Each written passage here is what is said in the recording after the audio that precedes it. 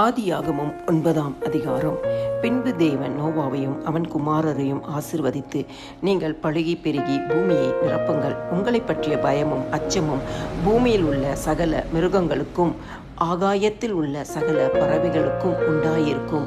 பூமியிலே நடமாடுகிற யாவும் சமுத்திரத்தின் மச்சங்கள் யாவும் உங்களுக்கு கையளிக்கப்பட்டன. நடமாடுகிற ஜீவ ஜந்துக்கள் யாவும் உங்களுக்கு ஆகாரமாய் இருப்பதாக.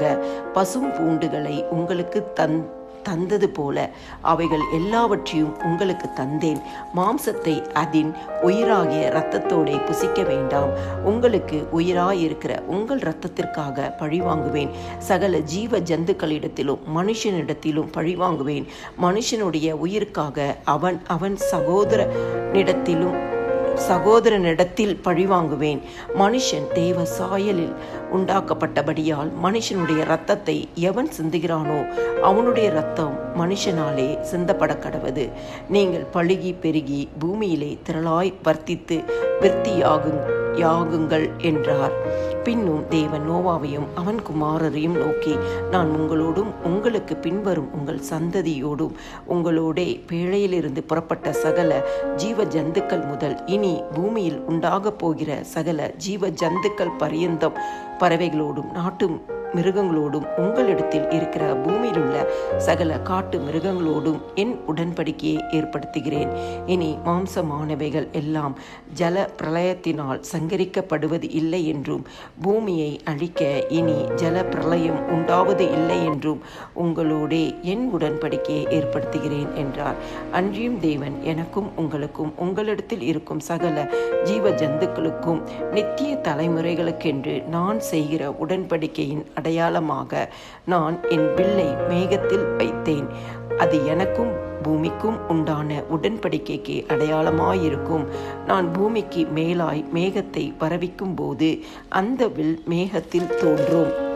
அப்பொழுது எல்லா மாம்ச ஜீவன்களையும் அழிக்க இனி ஜலமானது பிரளயமாய் பெருகாதபடிக்கு எனக்கும் உங்களுக்கும் மாம்சமான சகல ஜீவ ஜந்துக்களுக்கும் உண்டான என் உடன்படிக்கையை நினைவு கூறுவேன். அந்த வில் மேகத்தில் தோன்றும் போது தேவனுக்கும் பூமியின் மேலுள்ள சகலவித மாம்ச ஜீவன்களுக்கும் உண்டான நித்திய உடன்படிக்கையை நான் நினைவு கூறும்படிக்கு அதை நோக்கி பார்ப்பேன். இது எனக்கும் பூமியின் மேலுள்ள மாம்சமான யாவுக்கும் நான் ஏற்படுத்தின உடன்படிக்கையின் அடையாளம் என்று நோவாவோடே சொன்னார். பேழையிலிருந்து புறப்பட்ட நோவாவின் குமாரர் சேம், காம், யாபேத் என்பவர்களே. காம் கானானுக்கு தகப்பன். இம்மூவரும் நோவாவின் குமாரர். இவர்களாலே பூமியெங்கும் ஜனங்கள் பரம்பினார்கள். நோவா பயிர் இடுகிறவனாகி திராட்சை தோட்டத்தை நாட்டினான். அவன் திராட்சை ரசத்தை குடித்து வெறிக்கொண்டு தன் கூடாரத்தில் வஸ்திரம் விலகி படுத்திருந்தான். அப்பொழுது கானானுக்கு தகப்பனாகிய காம் தன் தகப்பனுடைய நிர்வாணத்தை கண்டு வெளியில் இருந்த தன் சகோதரர் இருவருக்கும் அறிவித்தான். அப்பொழுது சேமும் யாபேத்தும் ஒரு வஸ்திரத்தை எடுத்து தங்கள் இருவருடைய தோள்கள் மேலும் போட்டுக்கொண்டு பின்னிட்டு வந்து தங்கள் தகப்பனுடைய நிர்வாணத்தை மூடினார்கள். அவர்கள் எதிர்முகமாய் போகாதபடியினால் தங்கள் தகப்பனுடைய நிர்வாணத்தை காணவில்லை. நோவா திராட்சை ரசத்தின் வெறி தெளிந்து விழித்தபோது தன் இளைய குமாரன் தனக்கு செய்ததை அறிந்து, கானான் சபிக்கப்பட்டவன், தன் சகோதரரிடத்தில் அடிமைகளுக்கு அடிமையாயிருப்பான் என்றான். சேமுடைய தேவனாகிய கர்த்தருக்கு ஸ்தோத்திரம் உண்டாவதாக. கானான் அவனுக்கு அடிமையாயிருப்பான். யாபேத்தை தேவன் விருத்தியாக்குவார். அவன் சேமுடைய கூடாரங்களில் குடியிருப்பான். கானான் அவனுக்கு அடிமையாயிருப்பான் என்றான்.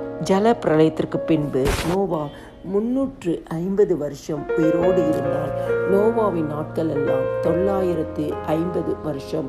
அவன் மரித்தான்.